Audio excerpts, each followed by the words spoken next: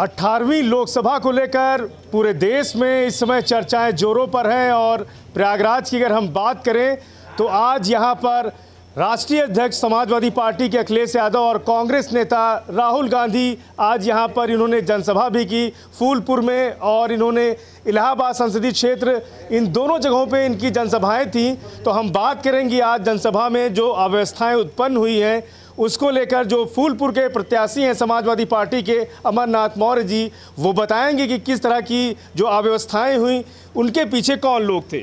जी क्या कहेंगे? देखिए, आज पड़ेला बाग मैदान में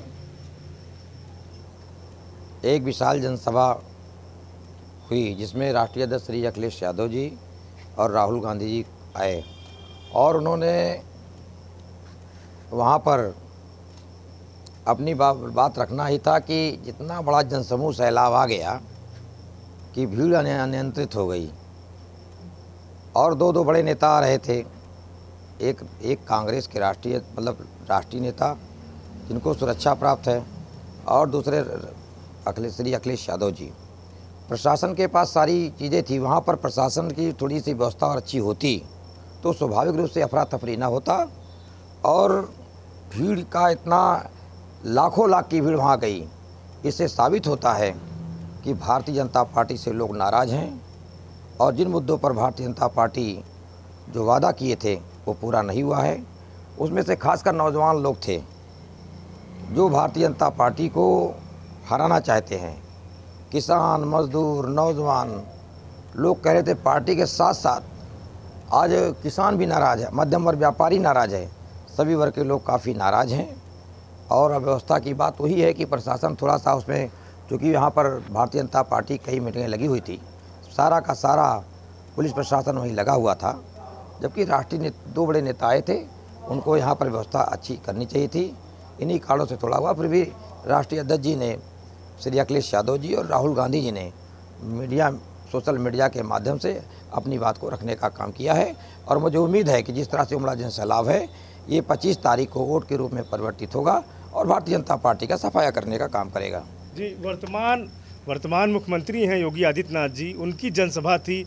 संख्या की अगर बात की जाए तो उनकी तुलना इनकी तुलना से काफ़ी अधिक थी जो आपके राष्ट्रीय अध्यक्ष थे। तो क्या मान रहे हैं कि शासन और प्रशासन के लोगों को कुछ आदेशित किया गया कि वहाँ से पुलिस अधिकारियों को हटाया जाए? स्वाभाविक है कि यहाँ पर किसी को टेलीफोन किया जाए, अगर कोई बात भी हो जाए तो कोई अधिकारी टेलीफोन उठाता नहीं है।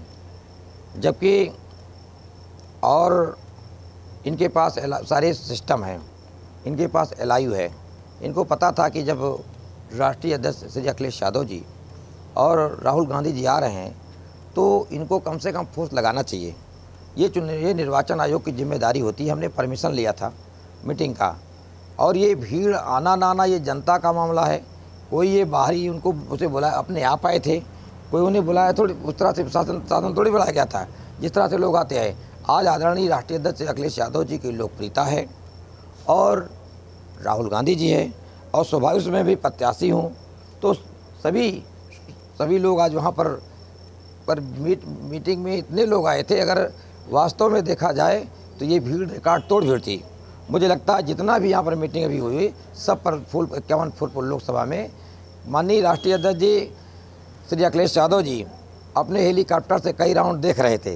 इतनी भीड़ थी, जितनी भीड़ जो है मैदान में थी उतनी भीड़ रोडों में थी, उतनी भीड़ हेलीपैड पर थी, कुछ भीड़ वहीं पर आ रही थी।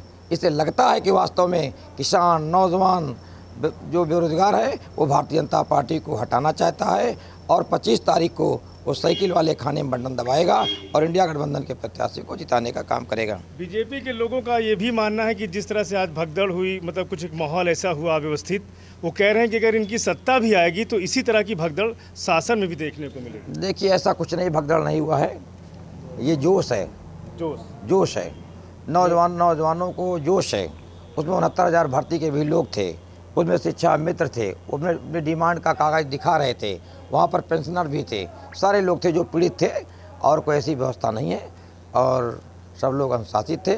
मगर थोड़ा सा देखिए, इतना जोश था, जोश के कारण ही जो है वो मचा। उसमें से हो सकता है कि प्रशासन अगर थोड़ा सा इस बात के लिए फोर्स लगा देता, ऐसा कुछ नहीं होता। मान रहे कि स्थानीय प्रशासन की चूक है यहाँ। हाँ बिल्कुल चूक है। बिल्कुल सही। तो यमन मौर्य जी हैं और इन्होंने साफ कहा है कि जो आज की जो जनसभा थी वो एक सफल जनसभा थी, लेकिन ऐसे में जो स्थानीय प्रशासन था वो कहीं ना कहीं लापरवाही किया, चूक रही, जिसका जो है खामियाजा ये कह रहे हैं कि जो वर्तमान में जो सत्ताधारी हैं बीजेपी के लोग, 25 मई को जब जनता वोटिंग करने पहुंचेगी तो कहीं ना कहीं ये सब चीज़ें उनको याद रहेंगी, क्योंकि उनके जो राष्ट्रीय नेतृत्व के जो नेता हैं वो आज पहुंचे थे, उनको सुनने के लिए लोग वहां पहुंचे थे। तो ऐसे में ये 25 मई को छठे चरण के चुनाव के रोज पता चलेगा। शेष यूपी के लिए प्रयागराज से पवन देव।